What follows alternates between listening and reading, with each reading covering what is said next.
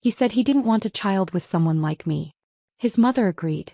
His sister said I wouldn't last in their house anyway. A week later I was pushed down the stairs. I left without a word. His dinner tasted fine. Until he read the note taped beneath his plate. Infertile now. The plate shattered against the marble floor, ceramic fragments scattering like broken promises across the kitchen tiles. I stood frozen, my 5-month pregnant belly pressed against the counter's edge, watching Alex's mother Stephanie's face twist into something I'd never seen before, pure, undiluted disgust. "You clumsy fool," she hissed, her voice dripping with the kind of venom that makes your skin crawl. "Can't even hold a simple dinner plate without destroying it." This wasn't about the plate. It never was. When I first walked into the Turner family home 18 months ago, arm in arm with Alex after our courthouse wedding, I thought I was stepping into a fairy tale. The Victorian mansion stood like a monument to old money, with its towering columns and manicured gardens that belonged in magazine spreads. Alex had described his family as traditional but welcoming. I should have paid more attention to the word traditional. Stephanie Turner was a woman who commanded rooms without speaking, her silver hair always perfectly coiffed, her posture rigid as a general's. She smiled at our wedding photos, posed graciously for pictures, even complimented my dress. But I caught her studying me when she thought I wasn't looking, the way a scientist examines a specimen under a microscope. "She's different from what we expected," I overheard her telling Georgia, Alex's sister, during our engagement party. The way she said different made it sound like a disease. Georgia was worse. While Stephanie maintained a facade of politeness, Georgia didn't bother pretending. She was 28, unmarried, and bitter about it. Everything I did became a target for her passive-aggressive comments. When I rearranged the living room furniture to create more space, she announced loudly that some people don't understand family traditions. When I cooked dinner using my grandmother's recipes, she'd push food around her plate and declare she wasn't hungry for experimental cuisine. But Alex, my Alex, had been my sanctuary. During our courtship he'd been attentive, gentle, the kind of man who remembered small details like how I preferred my coffee or which songs made me smile. He worked as an accountant for a prestigious firm downtown, steady and reliable. When he proposed on a quiet evening in his apartment, away from his family's watchful eyes, I felt like I'd finally found my safe harbor after years of turbulent relationships. The first crack appeared when I announced my pregnancy. I'd planned it perfectly, waiting until Sunday dinner when the whole family gathered around Stephanie's polished mahogany table. I placed the ultrasound photo next to Alex's plate, my heart hammering with excitement. This was supposed to be our moment of joy, the beginning of our real family. The silence stretched like a taut wire ready to snap. Alex stared at the image, his fork suspended halfway to his mouth. Stephanie's face went completely blank, as if someone had erased all expression from it. Georgia actually laughed, a sharp, bitter sound that made my stomach lurch. "Well," Stephanie finally said, dabbing her lips with her napkin, "this is unexpected. Unexpected. Not congratulations. Not expressions of joy about their first grandchild. Just unexpected." Alex cleared his throat. "We should discuss this privately," he mumbled, avoiding my eyes. That night, lying in our bed while Alex faced away from me, I tried to rationalize their reaction. Maybe they were shocked. Maybe they needed time to adjust. Maybe traditional families processed news differently than I was used to. But as weeks passed, the atmosphere in the house grew poisonous. Stephanie began making pointed comments about young women who rush into motherhood without considering the consequences. She'd leave pregnancy books around the house. Not the encouraging kind, but clinical texts about high-risk pregnancies and complications. When I'd find them, she'd feign surprise. "Oh, those old things. I was just doing some research. You can never be too prepared for difficulties." Georgia escalated her campaign of psychological warfare. She'd invite friends over who'd gush about their own pregnancies within earshot, then pointedly exclude me from conversations. When I experienced morning sickness, she'd complain loudly about the smell of whatever I was cooking, forcing me to eat crackers in my room like a prisoner. But the most devastating change was in Alex. My husband, the man who once traced my face with gentle fingers and whispered promises about our future, began treating me like an inconvenience. He'd come home later each evening claiming urgent projects at work. When I'd try to discuss baby names or nursery plans, he'd change the subject or suddenly remember urgent phone calls he needed to make. "Maybe we should wait," he said one evening, his voice clinical and detached. "I've been thinking about our finances, our career plans. Maybe this isn't the right timing." The way he said this instead of "our baby" sent ice through my veins. I caught whispered conversations that stopped abruptly when I entered rooms. Phone calls taken behind closed doors. Glances exchanged between the three of them that excluded me completely, like I was some unwelcome outsider who'd somehow infiltrated their perfect world. The house itself seemed to turn against me. Floors that had once felt welcoming now felt hostile under my feet. Family photos lining the hallways, generations of Turners with their identical cold eyes, seemed to watch me with disapproval. Even my own reflection in the antique mirrors scattered throughout the mansion looked foreign, like I was playing dress-up in someone else's life. At 5 months, when my pregnancy became undeniably visible, the pretense finally crumbled completely. That Tuesday evening I was carrying a tray of dishes upstairs. Stephanie insisted on eating in the formal dining room, then expected someone to clean up afterward. My back ached, my feet were swollen, but I'd learned that complaining only invited more scrutiny. The stairs in the Turner house were grand and sweeping, designed for dramatic entrances rather than practical navigation. As I reached the landing, balancing the heavy tray against my growing belly, I felt it, a sudden forceful shove between my shoulder blades. Time fragmented. The tray flew from my hands, china exploding against the walls. My body twisted, my arms instinctively wrapping around my stomach as I tumbled down those unforgiving wooden steps. Each impact sent shockwaves of agony through my spine, my ribs, my soul. When I finally stopped moving, crumpled at the bottom of the staircase like a broken doll, the pain was excruciating. But worse than the physical agony was the sound drifting from the top of the stairs. Hushed voices, not calling for help, not expressing concern. Just satisfied whispers. And in that moment, sprawled on the cold marble floor with my baby's life hanging in the balance, I finally understood the truth about the family I'd married into. They'd never wanted me to succeed. They'd been waiting for me to fall. The emergency room doctor's face was professionally neutral as she pressed the ultrasound wand against my bruised abdomen. I held my breath, waiting for words that would either save or destroy what remained of my world. The steady rhythm of my baby's heartbeat filled the sterile room like a defiant war drum. "Everything looks normal," she said, her voice carrying the relief I couldn't yet allow myself to feel. "Your baby is strong. But you need to be more careful on those stairs. More careful." As if my tumble down the Turner family staircase had been an accident. I smiled and nodded, playing the part of the clumsy pregnant woman who'd simply lost her footing. The bruises painting my ribs in shades of purple and yellow told a different story, but I kept that narrative to myself. Some truths are too dangerous to speak aloud, especially when you're surrounded by people who benefit from your silence. The ride back to the mansion felt like traveling toward my own execution. Alex drove with his usual mechanical precision, his hands gripping the steering wheel at exactly 10 and 2 o'clock.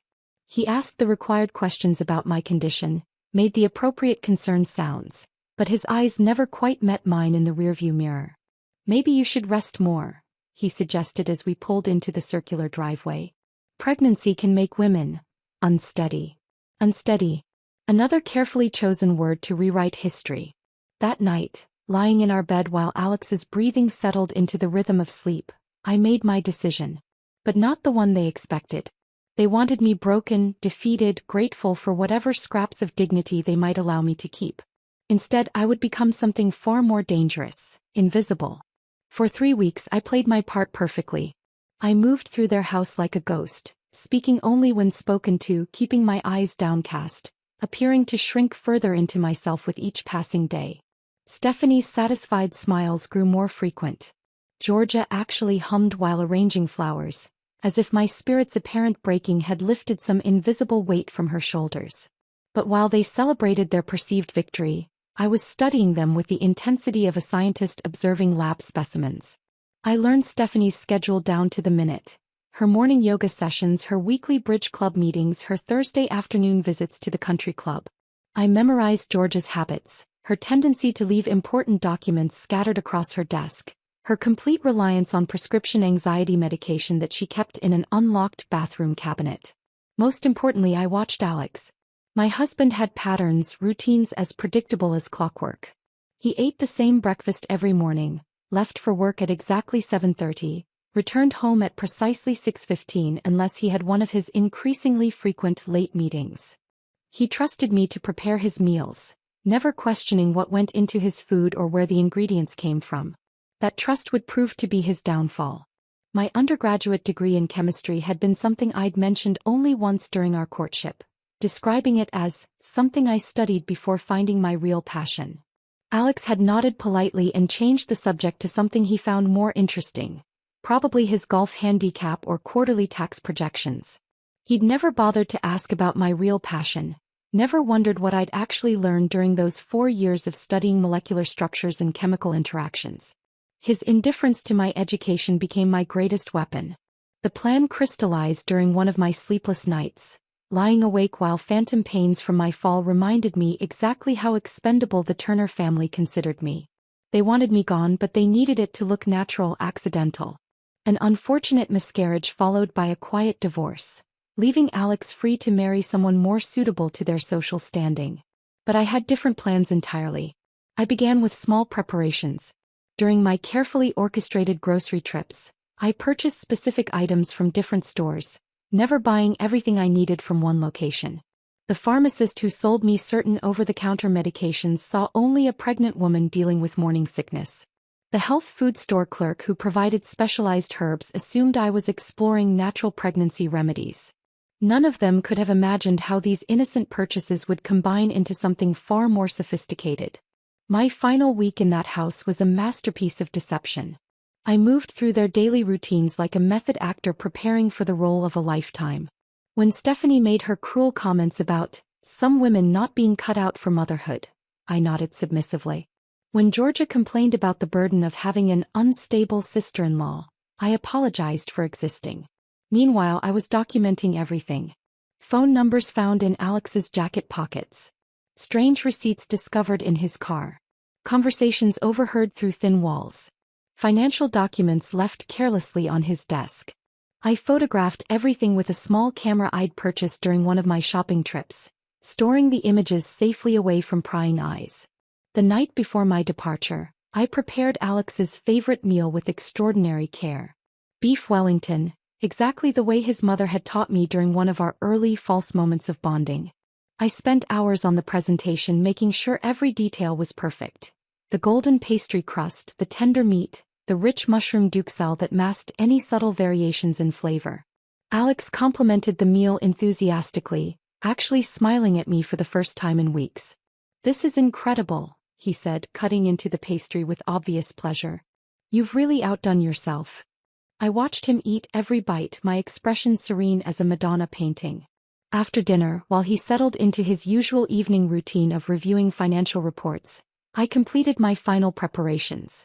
A small duffel bag packed with essentials hidden in the back of my closet. Cash I'd been carefully accumulating over months, withdrawn in small amounts to avoid detection. Documents proving my identity, my education, my existence independent of the Turner family name. And one small note written in my careful handwriting, containing just 2 words that would eventually explain everything he'd never bothered to learn about the woman he'd married. The next morning, before dawn painted the sky gray, I taped that note to the underside of his breakfast plate. By the time Alex discovered my goodbye message, I would be just another woman who'd disappeared into the anonymous crowds of the city, carrying secrets that would reshape his entire world. They thought they'd won by pushing me down those stairs. They had no idea I'd been planning to fly all along. The fluorescent light above the delivery table flickered like a dying candle, casting intermittent shadows across the cramped room at St. Mary's Community Clinic. No soft lighting, no soothing music, no husband holding my hand.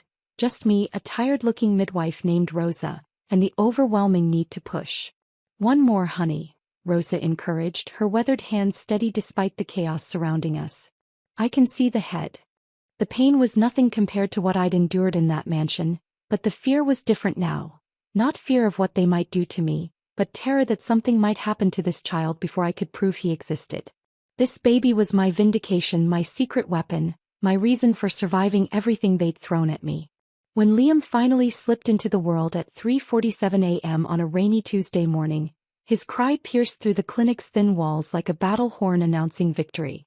Rosa placed him on my chest and I stared into eyes that were unmistakably Turner eyes, the same steel-gray color that had stared at me with such contempt, now gazing up at me with pure, innocent trust.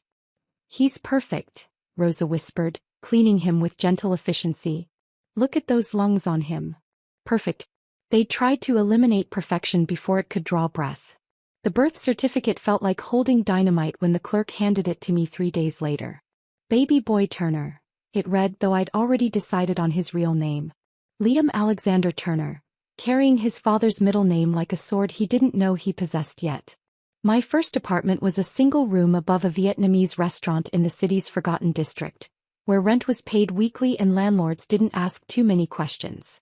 The walls were thin enough that I could hear every conversation from the family downstairs, but it was mine. For the first time in months I controlled my own space, my own schedule, my own destiny. The money I'd saved during my final weeks at the mansion lasted exactly 6 weeks.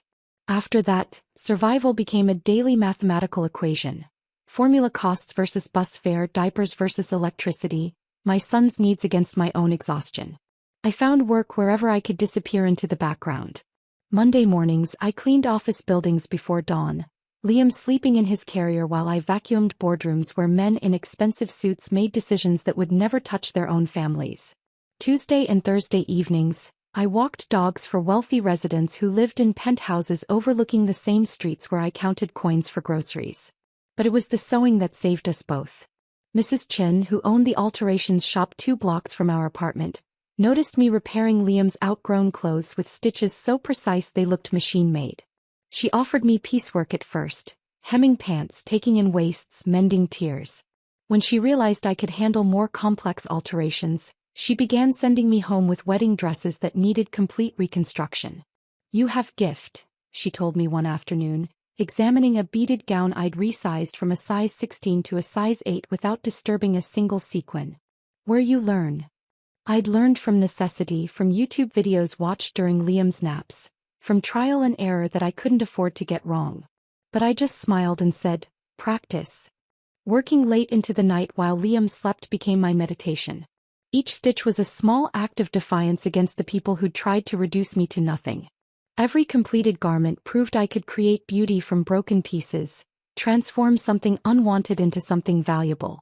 Martha Rodriguez changed everything on a particularly brutal December evening when Liam had been crying for hours with what I suspected was an ear infection. I was pacing our tiny room, bouncing him against my shoulder while calculating whether I could afford both antibiotics and next week's rent, when she knocked on my door. Martha was 73 years old, with silver hair braided down her back and hands that told stories of decades spent working with fabric. She owned the tailoring shop on the ground floor of the building next door, and I'd noticed her watching me come and go with Liam bundled against my chest. "Mija," she said when I opened the door, taking in my tear-streaked face and Liam's fevered cries. "You need help." She didn't wait for an answer. Within minutes she'd called her nephew, who was a pediatric nurse, arranged for medicine to be delivered, and made a pot of soup that filled our room with the first homey smell it had known. "I have space upstairs," she said while spooning broth into my mouth like I was another child who needed tending. 2 rooms, small kitchen. Rent same as here but quieter. Better for babies. I started to protest. I couldn't afford to owe anyone anything, couldn't risk depending on kindness that might be withdrawn. But Martha waved away my concerns with flour-dusted fingers. "You look like someone who's been through war," she said simply. I recognized the look. I came here from El Salvador in 1979 with nothing but my sewing machine and my grandson. Sometimes we need angels and sometimes we need to be angels. Today I'm your angel. The apartment above Martha's shop became our sanctuary. 2 small rooms with windows that actually opened, a kitchen where I could cook real meals instead of heating formula and instant noodles, and most importantly, a woman downstairs who never asked where Liam's father was or why I'd appeared in her neighborhood with nothing but determination and a baby who smiled like sunshine. I documented everything with obsessive precision. Every doctor's visit, every milestone, every photo of Liam growing from a tiny infant into a toddler with his father's stubborn chin and his grandfather's intelligent eyes. I kept receipts, vaccination records, even the hospital bracelet from his birth. Something deep in my bones whispered that proof would matter someday. Martha taught me to cut patterns, to work with silk and organza, to create garments that made women feel beautiful on the most important days of their lives. In return, I helped modernize her business, teaching her to use social media to attract younger customers, organizing her inventory systems, bringing efficiency to her warm chaos. "You have good hands," she'd say, watching me work late into the evening while Liam played with fabric scraps at my feet. "But more than that, you have good heart. Broken maybe, but good." Liam's first word was "Mama," spoken clearly on a Saturday morning while I hemmed a bridesmaid's dress. His first steps were taken across Martha's shop floor, reaching for a pincushion that glittered like treasure in his 18-month-old eyes. His first complete sentence was, "Mama, pretty dress," pointing at a wedding gown I was beading for a client. Every milestone felt like a small victory against the people who'd tried to prevent his existence. They'd pushed me down those stairs believing they could erase us both. Instead, they'd only made us stronger, more determined, more dangerous than they could possibly imagine. At night, after Martha had gone upstairs to her own apartment and Liam was finally asleep, I'd sit at my sewing machine and smile while thinking about Alex. I wondered if he'd discovered my note yet, if he'd tried to start a family with someone new, if he'd learned the truth about what I'd left him. I hoped he had. I hoped he'd tried everything. Because that's when he'd discover what I'd known all along. Some things once broken can never be repaired. The phone rang while I was teaching Liam to tie his shoes, his small fingers fumbling with the laces as morning sunlight streamed through Martha's shop windows. I almost didn't answer. Unknown numbers usually meant bill collectors or telemarketers, neither of which I had time for while balancing a toddler and 3 wedding dress alterations due by Friday.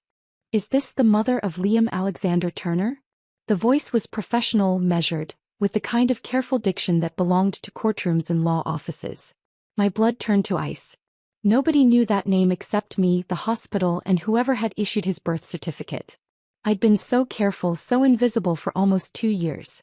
"Who's asking?" I managed, my voice steady despite the earthquake in my chest. "My name is Clayton Hendricks. I'm an attorney representing the Turner estate. I need to verify some information regarding a child born approximately 22 months ago." Turner estate. The words hit me like a physical blow. I set Liam down gently, watching him toddle toward his toy box while my mind raced through possibilities, each one more terrifying than the last. Had they found us? Were they coming to take him away? Had Alex somehow discovered his son existed? "I'm sorry, but I think you have the wrong person," I lied, my voice barely above a whisper. "Ma'am, I have a birth certificate here that says otherwise. Liam Alexander Turner, born at St. Mary's Community Clinic. Mother listed as Sarah Elizabeth Turner." Clayton's voice softened slightly. "I'm not calling to cause trouble. There's been a development regarding the family estate that requires immediate clarification. Sarah Elizabeth Turner." I'd kept Alex's last name on all of Liam's documents, partly for practical reasons and partly because some vindictive part of me wanted that connection to exist in writing. Now that decision was coming back to haunt me in ways I'd never anticipated. "What kind of development?" I asked, sinking into Martha's worn velvet chair while Liam built towers with wooden blocks, blissfully unaware that his entire world might be about to change. Clayton paused and I could hear papers rustling in the background. "Are you familiar with Kyle Turner? Alex's father." Kyle Turner. I'd met him exactly twice before he passed away from a heart attack 6 months into my marriage. He'd been quieter than the rest of his family, more observant. During our brief conversations, he'd asked me about my education, my background, my plans, questions that seemed genuine rather than judgmental. Unlike Stephanie and Georgia, Kyle had never made me feel like an intruder in his home. "Yes, I met him a few times," I said carefully. "Mr. Turner passed away 14 months ago. We've been handling his estate, but there's been a complication. A rather significant one." Clayton's voice took on the tone of someone delivering news that would fundamentally alter lives. Kyle Turner amended his will shortly before his death. The changes were unconventional. My hands were shaking now. Liam looked up from his blocks, sensing my distress with the intuitive radar that toddlers possess. I forced a smile and motioned for him to continue playing. "What kind of changes?" "The entirety of the Turner estate, The house, the investment properties, the business holdings, everything was left to his biological grandson. Not to Alex, not to Stephanie, not to Georgia. To his grandson specifically, with the stipulation that the inheritance would only transfer upon proof of the child's existence and Alex's inability to produce future heirs. The room spun around me. Kyle had known. Somehow that quiet old man had seen through his family's facade and understood exactly what kind of people they really were. He'd written a will that would reward the very thing they tried to destroy. "I don't understand," I said, though understanding was beginning to dawn like a terrible sunrise. "What does this have to do with my son?" "Mrs. Turner, according to our records, your son is Kyle Turner's only biological grandson. The family has been attempting to proceed with the sale of several properties, claiming no heir exists. But if your son is alive and can be verified as Alex Turner's biological child, then he is the legal owner of approximately $12 million in assets." $12 million. The number echoed in my head like a struck bell. Liam, my beautiful boy who played with cardboard boxes because we couldn't afford proper toys, was worth $12 million. And they tried to eliminate him before he could draw his first breath. "They told you he died?" I asked, pieces clicking into place with crystalline clarity. Clayton's professional composure cracked slightly. "Yes. The family provided documentation indicating that you'd suffered a miscarriage and subsequently left the family home. They claimed there was no surviving heir." Documentation. They'd forged papers, created false records, built an entire lie around my son's supposed death. The fall down the stairs hadn't been just attempted violence. It had been the first step in covering up his existence entirely. "Mr. Hendricks," I said, my voice gaining strength as fury began to overtake fear. "I think we need to meet in person. And I think you need to see some documents of my own." 2 days later, I stood outside the granite facade of Hendricks, Watson and Associates with Liam's hand clasped firmly in mine and a manila envelope containing 2 years' worth of carefully preserved evidence tucked under my arm. Clayton Hendricks turned out to be a man in his 50s with kind eyes and silver hair, nothing like the predatory attorneys I'd imagined based on television dramas. His office was all leather chairs and law books, but he'd arranged a small play area in the corner with blocks and picture books, a thoughtful gesture that immediately put me at ease. "You brought him," Clayton said, his voice filled with something approaching awe as he watched Liam explore the toys with fearless curiosity. "I brought proof," I corrected, settling the envelope on his mahogany desk. "Birth certificate, hospital records, vaccination documentation, DNA samples if you need them. Everything required to prove that Liam Alexander Turner is exactly who I say he is." Clayton opened the envelope with the reverence of someone handling historical artifacts. As he examined each document, his expression shifted from professional interest to shocked recognition to something approaching anger. "Mrs. Turner," he said finally, looking up from Liam's birth certificate with eyes that held newfound respect. "They told me your child died in a miscarriage. They showed me fabricated medical records. They've been lying to me for over a year. They've been lying about more than that," I said, watching Liam stack blocks with the focused determination he'd inherited from his grandfather. "They didn't just claim he died, Mr. Hendricks. They tried to make sure he did." As I told Clayton about the fall, about the whispered conversations, about the systematic cruelty designed to eliminate both me and my pregnancy, I watched his face harden into something resembling granite. By the time I finished, he was gripping his pen so tightly his knuckles had gone white. "Do you understand what this means?" he asked quietly. I looked at my son, this miracle child who'd survived everything they'd thrown at us, and smiled. "It means they lost. Clayton's private investigator was worth every penny I couldn't afford to pay him." 3 weeks after our meeting, he delivered a manila folder thick with surveillance photos and documents that painted a picture of Alex's new life. A life built on the foundation of my supposed disappearance and our son's alleged death. Her name was Victoria Ashford, daughter of a pharmaceutical fortune, educated at Swiss boarding schools and Ivy League universities. The engagement photos showed a woman with perfect bone structure and the kind of confident smile that comes from never having to worry about rent money. She was everything the Turner family had probably hoped I would be: wealthy, connected, and blissfully ignorant of their capacity for cruelty. "The wedding is scheduled for Saturday," Clayton reported during our follow-up meeting. "St. Michael's Cathedral, followed by a reception at the country club. 500 guests, including several city council members and the mayor. I studied the invitation he'd somehow obtained, noting the elegant calligraphy and cream-colored cardstock that probably cost more than my monthly grocery budget. Everything about it screamed old money and social prominence. Exactly the kind of spectacle the Turner family would orchestrate to announce their triumphant return to respectability. And the medical tests? I asked, though I already knew the answer from Clayton's barely suppressed smile. Completed last Tuesday. Standard premarital health screening required by Ms. Ashford's family. Very thorough. Very revealing. He slid another document across his desk. The results were sent directly to both parties this morning. I didn't need to read the clinical language to understand what those test results contained. The note I'd left under Alex's plate 2 years ago hadn't been a threat. It had been a promise. And promises, unlike marriages, were meant to be kept. The irony wasn't lost on me that Victoria Ashford discovered her fiancé's infertility on what should have been the happiest morning of her life. I imagined her sitting in some luxury hotel suite, surrounded by bridesmaids and wedding planners, when the email arrived with news that would shatter every future she'd envisioned. According to Clayton's contact at the hospital, a nurse who happened to be Martha's niece, the conversation between Victoria and Alex that morning had been brief and devastating. Alex had tried to explain, to minimize, to suggest they could explore other options. Victoria had listened in silence, then asked a single question that ended everything. How long have you known? His inability to answer honestly had told her everything she needed to know.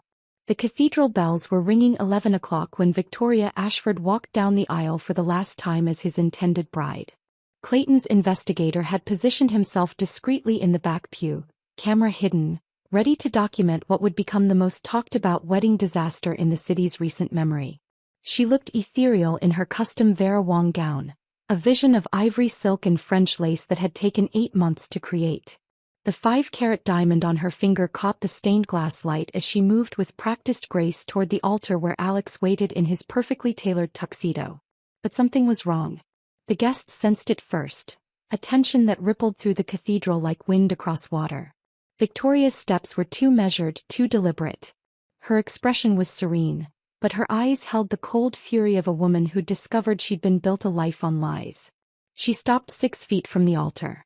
Close enough for Alex to see the knowledge in her eyes, far enough away to ensure her words would carry to the back pews.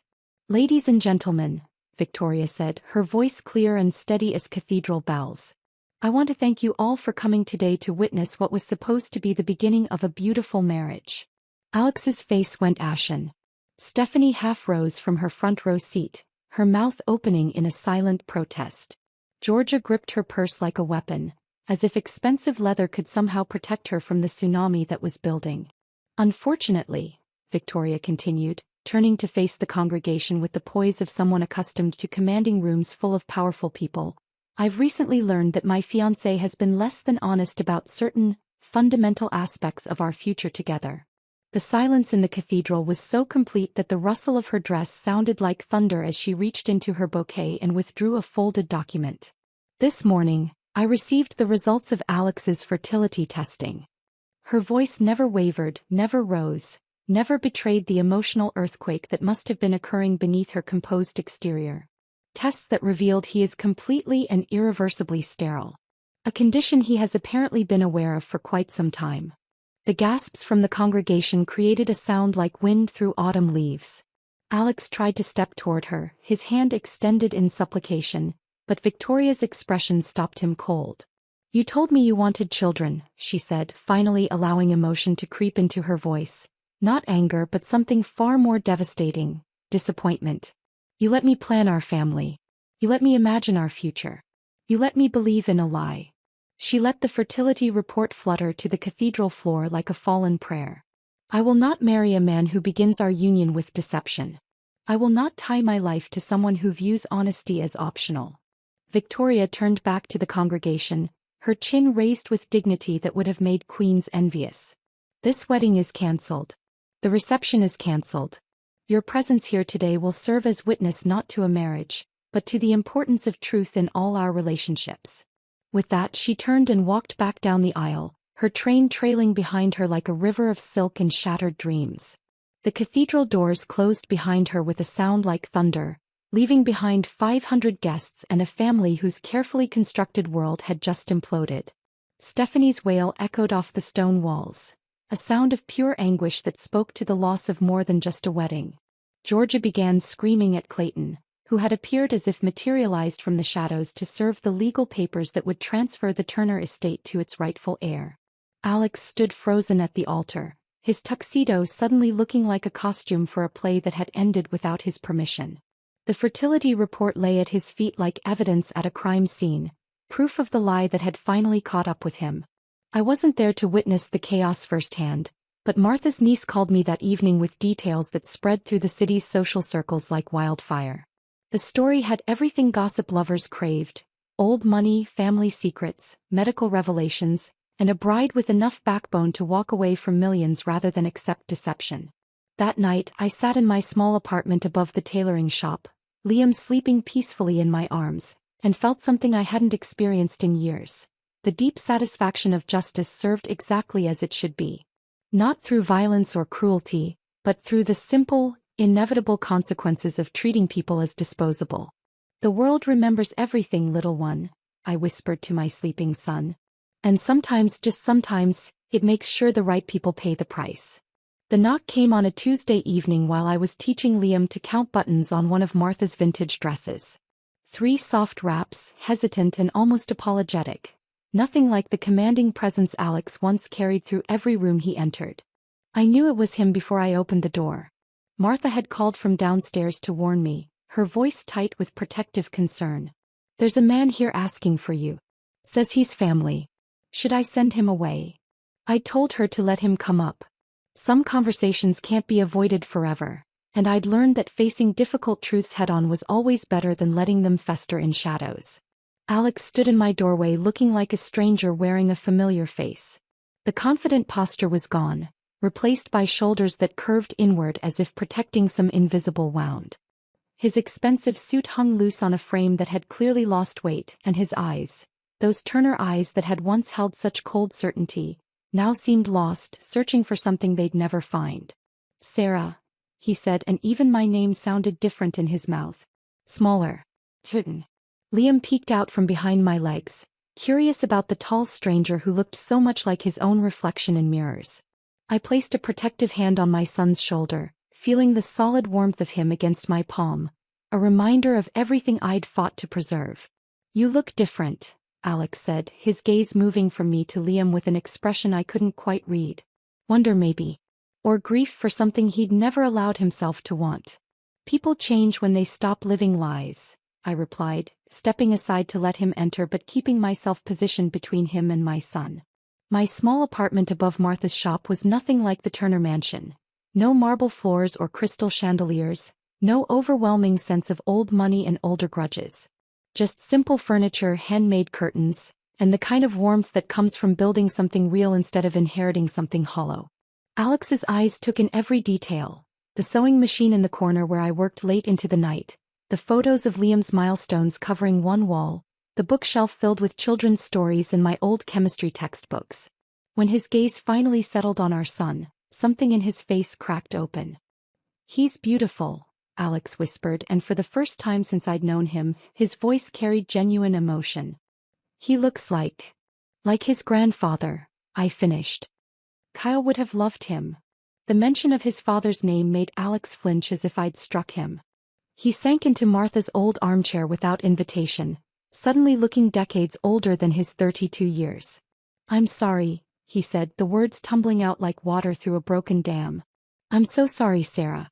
I didn't know what I was doing. I didn't understand what we were throwing away." I let him speak, watching Liam play with his building blocks while his father, this stranger who shared his DNA, tried to find words for the unfindable. Alex talked about the pressure from his mother, about expectations that had crushed him since childhood, about the fear of disappointing a family that had never learned how to love without conditions.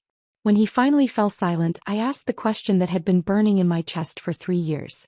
"Would you have pushed me down those stairs if you'd known about your father's will?"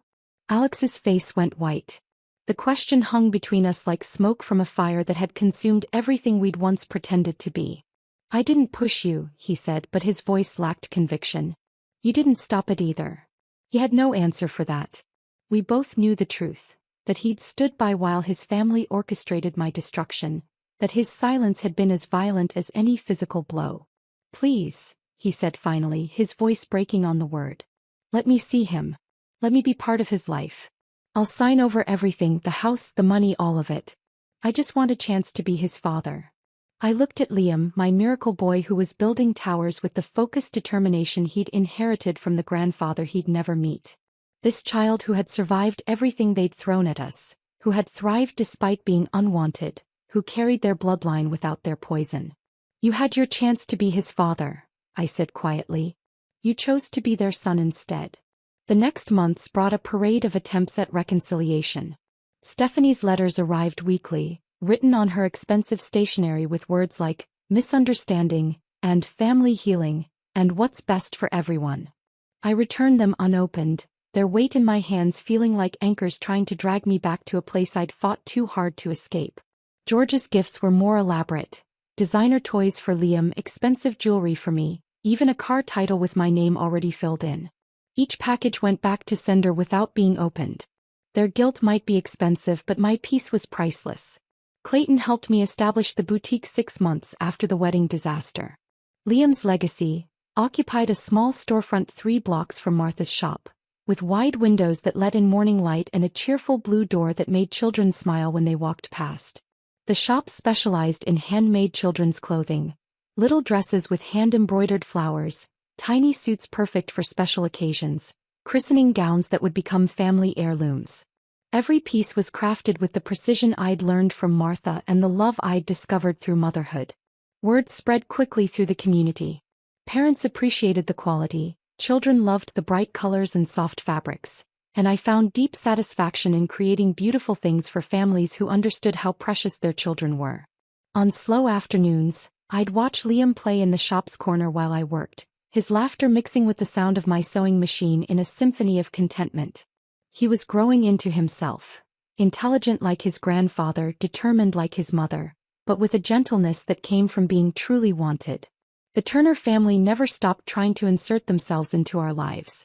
They hired lawyers who were politely dismissed by Clayton, sent social workers who found nothing but a thriving child in a loving home, even attempted to use their social connections to pressure me into contact. But I'd learned something during those dark months in their mansion. Peace isn't the absence of conflict. It's the presence of boundaries so strong that other people's chaos can't touch what you've built. Every evening I'd lock up the shop and climb the stairs to our apartment, where Liam would be waiting with stories about his day and questions about everything from why flowers need water to whether stars have names. After dinner and bath time and bedtime stories, I'd tuck him into his small bed and watch him sleep, this child who had been unwanted by some but was everything to me. In those quiet moments, I felt something I'd never experienced in the Turner mansion. Complete and perfect peace.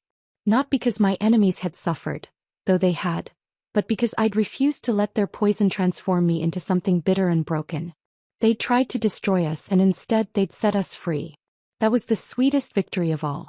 If this story of sweet revenge had you on the edge of your seat, smash that like button right now. My favorite part was when Sarah left that chilling note under Alex's dinner plate. Infertile now. The ultimate checkmate move. What was your favorite moment? Drop it in the comments below. Don't miss more thrilling stories like this.